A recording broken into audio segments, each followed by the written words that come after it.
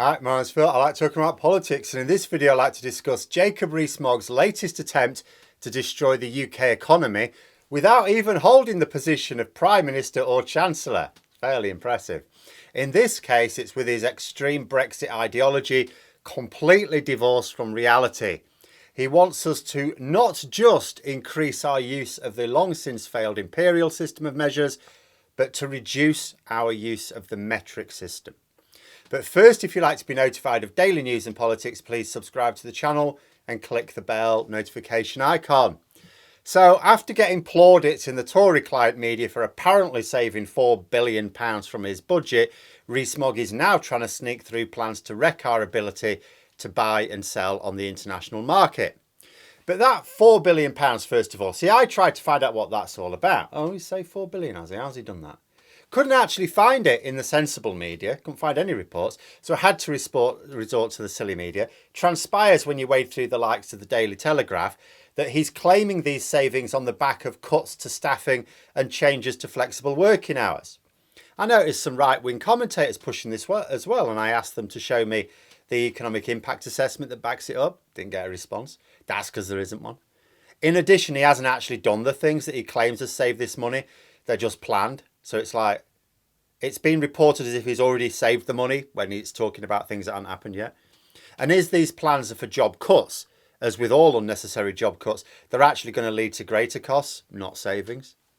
But that brings me on to his main plan to suppress our GDP.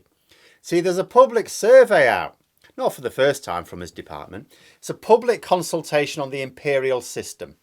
Fair enough, but for two major issues. First, the minister is lying about our systems of measures. He describes the UK as having implemented the metric system over a period of time from the 1990s. He's doing this to tie it in with the EU, with Brexit, because the EU was formed in the 1990s. In reality, however, we've been using metric in the UK for well over a century, well beyond the living memory of anyone today. Several pieces of legislation for the system of measurement was enacted in the mid-19th century. And if a minister has to lie about something, you should be suspicious of both their motives and their actions. Second problem is that the survey, when you go through it, works on the basis that we are going to be using imperial measures. It doesn't ask us which we prefer and why. It says, look, we're going to use imperial measures. That's the default choice. It doesn't ask which system we'd prefer. It states that we're going to use imperial, and would we also like the option of using metric alongside it? That's what it's asking. Do we want metric alongside the imperial? Of course, there's an explanation box for every question. I made my points fairly robustly on each occasion. But what are my objections? So let's say you're someone who grew up with imperial and you still sort of use it.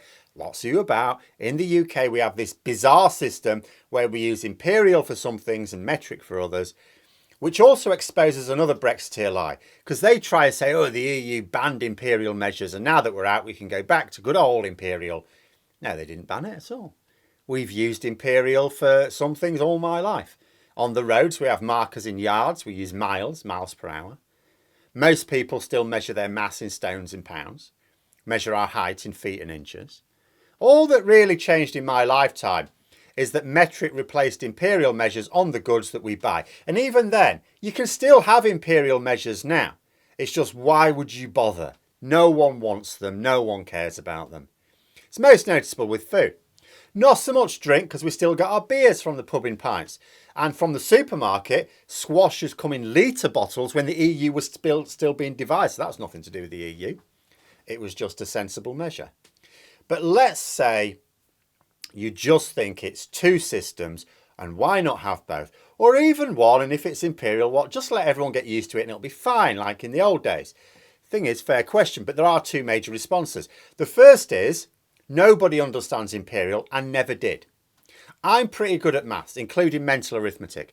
I balk at the idea of having to convert things using imperial measures and would rather reach for a calculator, which I only own for the purpose of teaching maths and physics. Don't even know where it is now because I don't use it.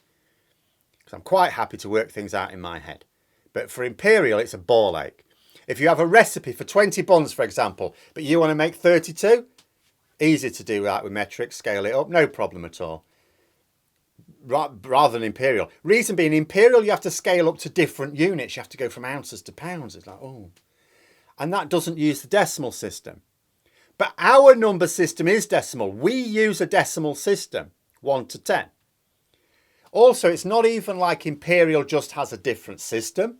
Like it's not using, say, just hexadecimal, which would be fine if that's what our number system was. Like you've got 12 inches in a foot. Then you've got 3 feet in a yard.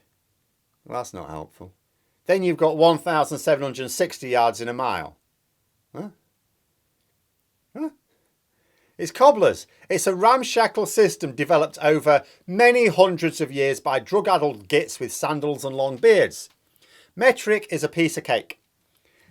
That was from the short beard period. Metric was devised by a proper scientist with the scientific method. Everything is shifting up magnitudes of 10, which is what our number system is based on. The point is that whenever I've come across an Imperial units devotee, someone who says, no, Imperial's fine, I grew up with it, I was fine, I ask them a simple conversion question. Or it would be simple if I asked the equivalent in metric. 100% of the time, I get 100% of the time, they have not been able to answer. I need a calculator. And even when you let some of them have a calculator, they still struggle. But they shouldn't need a calculator. I don't need a calculator for metric. Why do you need it for Imperial? And it's not because they don't know the conversions. They do. That's why they think Imperial's fine, because they remember the conversions. It's just that they can't process them in their heads. And that's another thing. You've got to waste memory remembering all the conversions because they're all different. They're all the same for metric. A milli anything is 1,000th of the base unit. A kilo anything is 1,000 of the base unit, and so on. It's easy. Metric simple. Imperial is random and complex. The only argument for using Imperial is it allows businesses to mislead their customers, which I don't think is the sort of thing the government should be encouraging. But then there's a second major reason, and this is the more impactful. This is linked directly to our economic performance.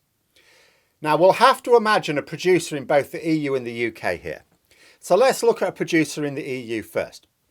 So maybe they produce foods that we like to import. Remember, we're a major importer of food, have been for a very long time. But Brexit has meant us producing even less of our own food because we can't get the workers to produce at pre-Brexit levels. So we're even more dependent on imports. So an EU-based producer exports products, and some of them they sell to the British market. Now, if the government were to change the regulations to require Imperial measurements on labelling, that producer would have to set up a separate production line just for the British market because none of their other markets want it. Now, at this point, one of two things happens. If they export enough to Britain to make it worthwhile, we don't want to lose all that business. It's a lot of business. They really like our stuff. Then it'll just cost them more money to set up that separate line. But they don't want to shell out tens of thousands of pounds for a separate line. So what they do is they charge us more to compensate. So the cost of imported food increases for British consumers. Is that a good policy to adapt at any time, let alone during a cost of living crisis? Rees-Mogg, the man with, worth over 100 million quid, he thinks it's fine. He doesn't see a problem with it. But now the second possibility is the producer says, well, we don't actually sell that much to the British market, right? So it's not worth it. It's not worth setting up a separate production line just for Britain. So they just stop exporting to us. Now, some businesses as a result of Brexit have done that in both directions because they haven't sold enough to the other market to make it worthwhile. Nothing they can do about it. It's our government will have banned their normal packaging. But we need food. So it will mean having to get more in from parts of the world where the standards will be lower. So we'll pay more because obviously higher transport costs for lower quality food. Won't be as fresh either. So now let's look at it from the point of view of the domestic producer. Now, just like the EU producer, if they want to sell in both the British and the EU markets, and that includes Northern Ireland, they will need separate packaging. That means 2 production lines. Just as with the EU producer, they'll have to decide whether it's worth it or not. But the consequences for a domestic producer are different. If the British producer decides that it is worth the second production line, they're not as likely to just jack up their prices to compensate. That is because their customers in the EU have got access to a much wider range of other suppliers. The British producer can't price themselves out the market. They're already struggling because it now costs more to send it to that EU customer. So they may have to absorb the costs themselves.